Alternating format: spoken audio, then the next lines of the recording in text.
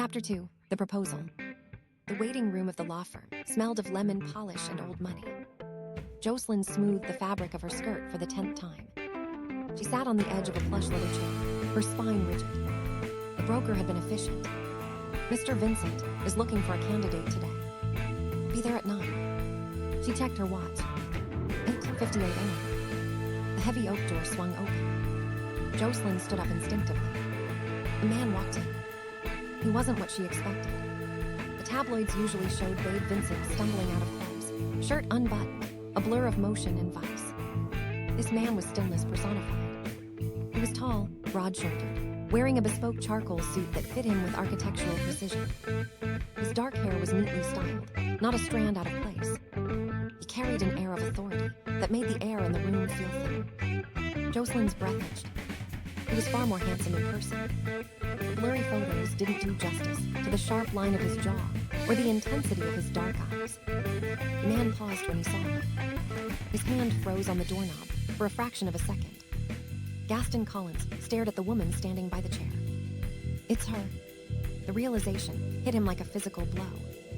The girl from the gala 3 years ago. The one in the blue dress who had hidden in the library to read while everyone else drank champagne. He had watched her from the balcony, captivated, but he had never approached. She was with Douglas. Now she was here. A lawyer's office note for arranging sham marriages. Jocelyn extended a hand, her fingers trembling slightly. Mr. Vincent, I'm Jocelyn. Gaston looked at her hand. Then he looked at her face. She thought he was Babe. He raised an eyebrow. He could correct her.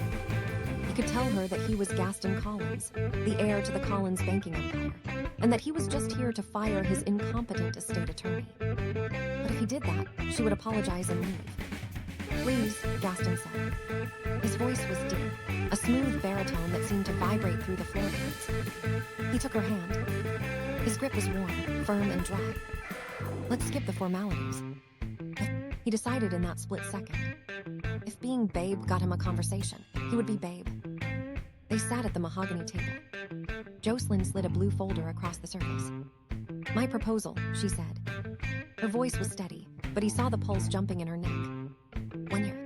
Strictly platonic. Separation of assets. Gaston opened the folder. The header read marriage contract. He fought the urge to smile. She wanted a business deal. He could work with that.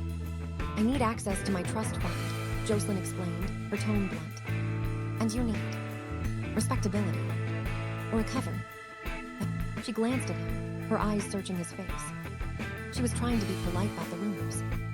She thought he was gay. She thought he needed a woman to parade around, to appease a conservative family. A cover, Gaston agreed, playing along. He leaned back in the chair, studying her. My family is demanding. I don't require love, Jocelyn added. Her voice wavered on the word love, a crack in her armor. Just a signature. Gaston looked at her. He saw the exhaustion in her eyes, the way she held herself like she was bracing for an impact. Someone had hurt her. Badly. He uncapped a fountain pen from his pocket. It was a Mont Blanc, heavy and black. Done, he said. Jocelyn blinked, stunned. You haven't discussed the fee. Or the terms. I don't need your money, Miss Wolfe.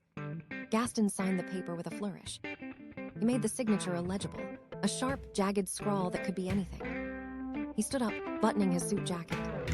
We go to City Hall now. Jocelyn stared at him. Right now. Unless you want to wait. He challenged her, a glint of amusement in his dark eyes. I assume time is of the essence. Jocelyn grabbed her purse. Let's go. They exited the building, into the biting New York wind. A black town car was idling at the curb. The driver, a man named Henry who had been with the Collins family for 30 years, stepped out and opened the rear door. He looked at Gaston, then at Jocelyn, confusion flickering across his face. Gaston shot him a look. A sharp, warning glance. Don't speak. He gestured for Jocelyn to enter first. Jocelyn slid onto the leather seat. The interior smelled of sandalwood and expensive condition. It didn't smell like stale cigarettes or cheap cologne, which is what she imagined Babe Vincent would smell like. He's surprisingly gentlemanly for a degenerate playboy, she thought. Gaston slid in beside her.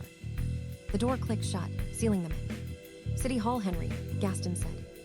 The car merged smoothly into the chaotic morning traffic of Manhattan, carrying them toward a binding legal union built entirely on a lie.